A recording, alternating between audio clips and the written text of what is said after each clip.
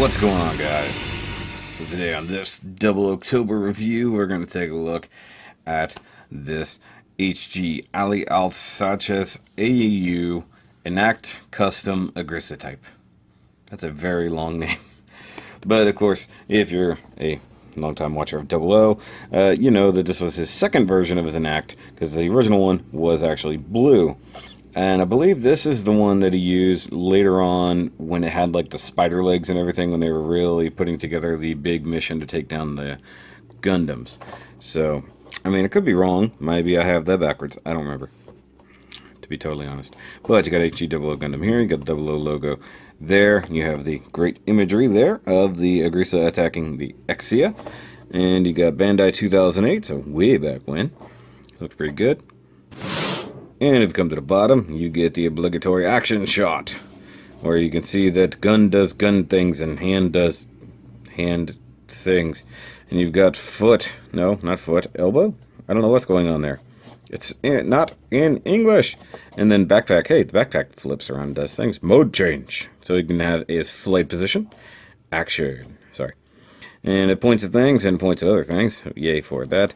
And you got the AU thing there, so it's showing off custom bits, I guess. Yeah, if I remember. Okay, so when I think he stole an ENACT that was blue, and then this is his custom version, made it red, added the spiny shoulders, that, you know, all kinds of other stuff. You come around to this side, it's number 17 in the line, HG00, repeat of box art. Very long name right there. And you come to the final side, and you've got the front shot right there, and that's the AEU, and there's all your specs right there for the actual ENACT. There you got a repeat of that, probably a little bit of read up on him and everything that happened along there, and you got more stuff right here, PMC, from PMC Trust. So yeah, that was where, and then KPSA, yeah, he was involved with a lot of things. He was just a warmonger. And then you've got do not stick an ENACT in your 3-year-old's face because it's pointy. You got some more warnings over there, and you got 1,000 yen, super cheap kit. I picked it up for probably about 12 bucks or so. You got the little guy with the toilet, and even though it's on the cover right over here, it is illustrated by Morishita Naochika, or Naochika Morishita, as it's actually printed. But hey, even al-Saachez can end up upside down. Yay! Now, I do believe there is a build montage for this, so let's go ahead and look at that.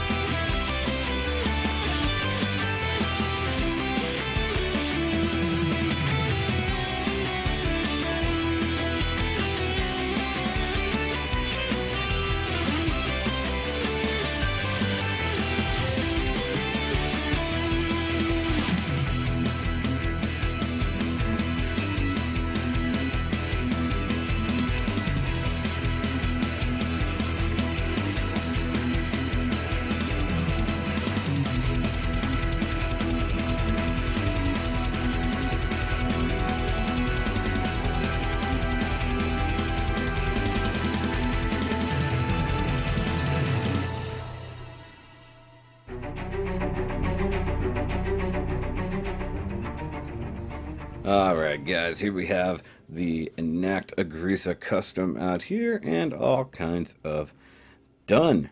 And if you're thinking that it looks fairly well familiar, well, it kind of is, because as they discuss in the very first episode of 00, the ENACT is a straight ripoff of the Union flag.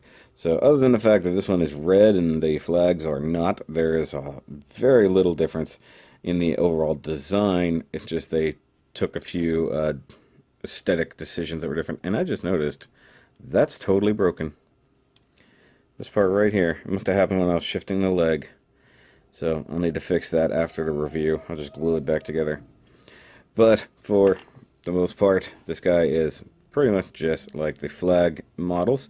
Even to where he has the spinny shield thingy. Slightly different design, but still the same thing, although that doesn't pin in very well. Now, a few things I did on this kit. I did actually paint a few spots of my favorite dark gray ever, such as the heels down here. The hands were actually molded in the right color except for the back of the hand, so I tried to match that up using my char red and char pink and didn't quite get there, and then painted the gray on the back of the hands like so. These tips of the shield thingy also got painted. Where else? What else we got? Oh, the thrusters back here. It's actually been a little bit of time since I did this kit. So same thing with the thrusters under here and that part of the spine right there. All got painted to make it look a little bit more accurate. You do get stickers for a few of those things, but some of the things you just flat out don't. Now, one thing that kind of sucks is he's supposed to have like a little Harry Potter lightning bolt going across his face, and you can sort of make it out right there. I tried adding a little bit of gold to it to make that pop, and oh, let's just be honest, it didn't really work. So, but I do dig this. Oh, I totally forgot about it right here. This also, all of that white right there got painted. So those were all stickers. Now, just because we mentioned it, we got to bring him in. The very uncomfortable looking over flag. I say he's uncomfortable because he looks like he's just shrugging. Something I don't like this one transforms a little bit cleaner, but because his feet are a little bit smaller, he doesn't stand worth a damn, if I'm totally honest. And that part's just going to break off here in a minute. See, look, even now. Okay, so flag. And I was having issues getting him properly transformed too. So they transform almost identical as well. So you know these were a straight ripoff. So set him back aside for now. And let's look at accessories because he has a few. You do get an open hand. Oh, and one thing I guess you can definitely take a look at if you want to compare to one of the previous videos with Graham Akers suits. The ENACT looks like it loaned a few design decisions to the Brave, if I'm honest, or even the Susanoo or the other one. brain is tired. So you get the cool expressive hand, which is actually very nice and menacing. So it looks really good. And considering I'm going to leave this guy in his robot mode, I'm going to use that more than likely. Another weapon you do get is the vibro blade that is also a plasma blade. It's somehow both. So I painted the entire blade blue, otherwise the whole thing was molded in red. You get the same thing with the Brave, if I remember correctly. Now, where did it go? Oh, there it is. The non-ignited version, quote-unquote, pegs to the inside of the elbows. You can go with either arm. To be totally honest, doesn't really matter. He will hold it in the fist hands, no problem. Like so. So you can get that look. And the weird thing is, yeah, it looks like a beam saber, but it's not. It's actually a vibro blade. So it makes little to no sense that it can extend this far, unless it's compacted down so much in the handle, which is entirely a thing. Now he does have other weapons that he definitely uses. You get, drop that, this weird kind of missile launcher pod thing. And I did actually construct this wrong the first time. It was really kind of funny. So during the club meet when I was building this, I'm like, why will this not go together properly? Like, it was just funny. At least to me it was. So he can hold that. It does look really, really strange, but it is what it is. It's actually more for weapon combined mode. So you get his normal kind of rifle here, but also is a combo weapon, because of course it is. You just slide your fingers back here, kinda, and do what you can to slide the sword forward. So, yay, you got a little bit of sword. Personally, I think it looks like the scissor sword from Kill la Kill when it's in normal mode. Do believe, yep, this is painted right here. I don't know if you get a sticker or not, but I definitely painted that. And of course, he holds this as he should, like so. Yay for that. A little awkward holding a blade vertically like that. So I guess maybe there was a way. You could technically get him to hold it this way, but you got to take the hands apart. So you got to do this number, and he can totally hold it like this.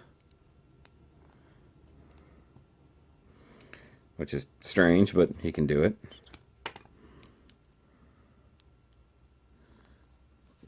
Stay. And as previously mentioned, the guns can combine. So basically, you're just going to slide this guy right into here. And there you go. And you can use either handle. Probably want to use the rear-facing handle, like so. And the weapons do not peg into the hands or anything like that, and it's actually a very, very loose fit. So you just kind of have to make do with what it is. I do like that they did mold kind of a trigger onto that. That's pretty neat.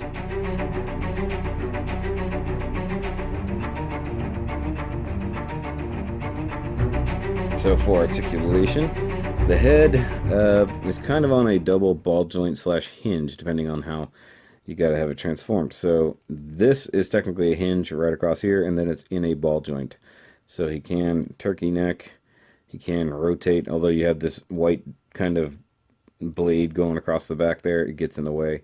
But he can totally look down. He can look sideways, tilt quizzically. Is what it is.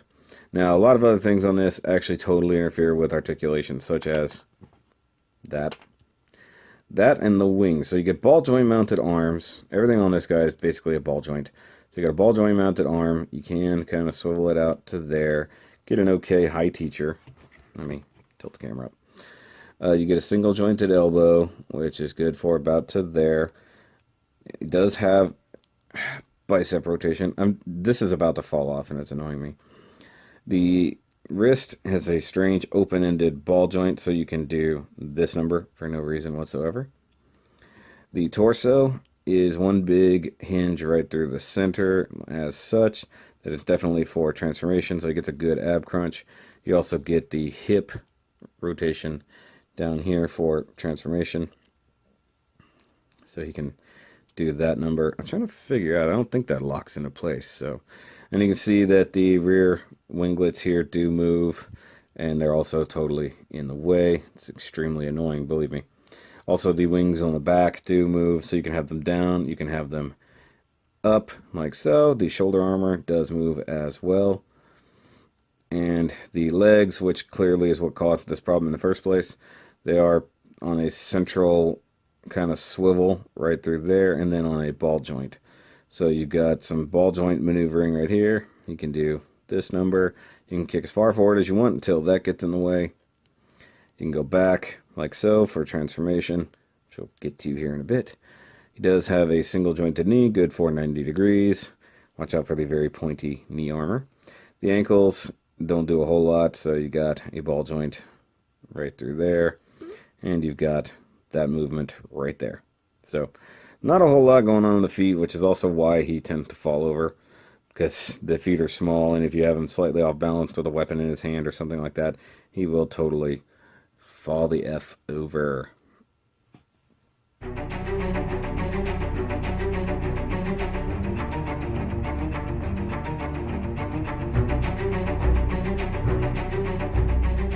Alright guys, so let's go ahead and get this guy transformed into flight mode.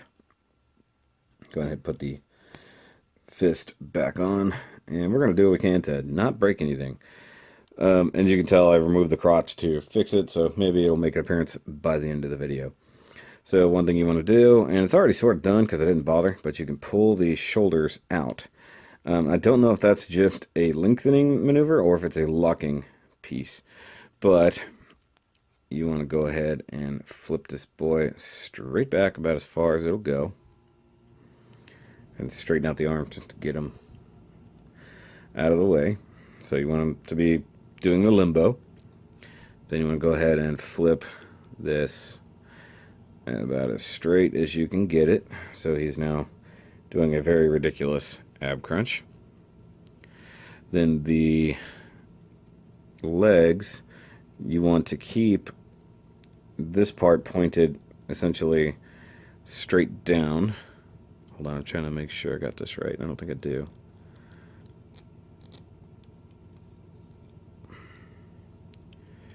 Okay, so that's pretty much how that goes. Okay. So we want to flip these guys up. Make sure you got this little aileron back here. Then you want these to be down and the legs to be back. Or just pop that one off entirely. That happens a lot more with this leg than the other.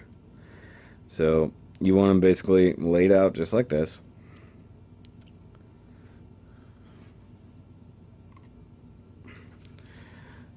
You want to take the back wings, straighten those out.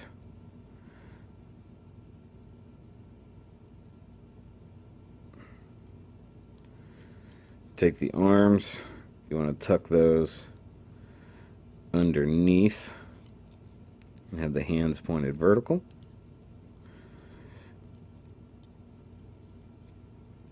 And I do believe, technically speaking, you want these to peg into the legs down here.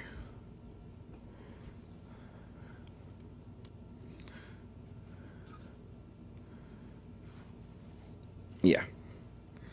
So you want the legs to be up high enough and the arms to be back far enough that you can peg the elbows to the knees. That's nice and awkward. Okay, then have the hands up like so. And you want to flip the heels up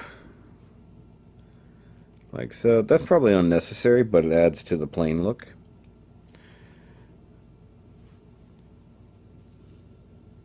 And you want to grab the head, and this is awkward. You want to pull it up and out completely. And then lay it back on that hinge. So that's like that, essentially. It's really awkward. You just want the head to lay as flat as you can. So then you take your weapon and you take the further back handle, and it will insert right in there, right above the crotch, just like the flags do. And there you have the ENACT in its flight mode. So, yay! Now in flight mode, if you want to, you take out this little piece that was right there in the crotch, and you can totally put it on a action base. Give them a little bit of flighty maneuvering. That's pretty cool. I'm going to go ahead and raise the camera up so you can see a little bit better. I've got too much stuff on the table. So there's that in flight mode. And of course, you can totally put him here next to his main rival in the overflag. And I was having problems getting this guy transformed up properly, so I may have missed a step, but you can see how one is clearly a ripoff of the other. I mean, it's not even pretending to not be that, you know. Oh, the shoulder is totally jacked up. Okay. But, you know, I dig the design of the ENACT a little bit better, if I'm honest. And being how long ago I built this one, it's so much worse. And the fact that I used all the stickers instead of painting like I did on this guy, it's kind of a big deal. Now, I do want to get a few more of his suits, like the Arch Gundam and even the original ENACT that he has. But for the most part, it's just what it is. I actually really dig this kit. Yeah, guys, I really do I like this kit. It's nice and cheap. It's easy. It's a little bit fiddly, if I'm honest, and obviously breaking it was way too easy. Did sort of repair this, so I should be able to at least put it back on to finish the review. There we go. Now he looks 100%. Now I wish they had done the full version with the whole spider body and all that. That would have been really cool. But guys, I definitely suggest this. It is a fitting addition to Double October. So if you guys haven't seen the rest of Double Octobers from the last couple years, make sure you check out the playlist either up here or at the end. Of course, if you like these videos, give it a thumbs up and hit that subscribe button down there if you are new. And of course, I try to do Double October every year, but this year it's going to be a little bit more supersized than previous. So make sure you stick around for the rest of the month and see how much more Double O content we have coming up. But that's it for the al-Saachez ENACT custom. So I want to thank my patrons as always, and if you want to become a patroneer, you can totally sign up right here on the screen as I hit the thing. Of course, if you want to buy some Shoki merch, you can totally do that right here as well. Help support the channel.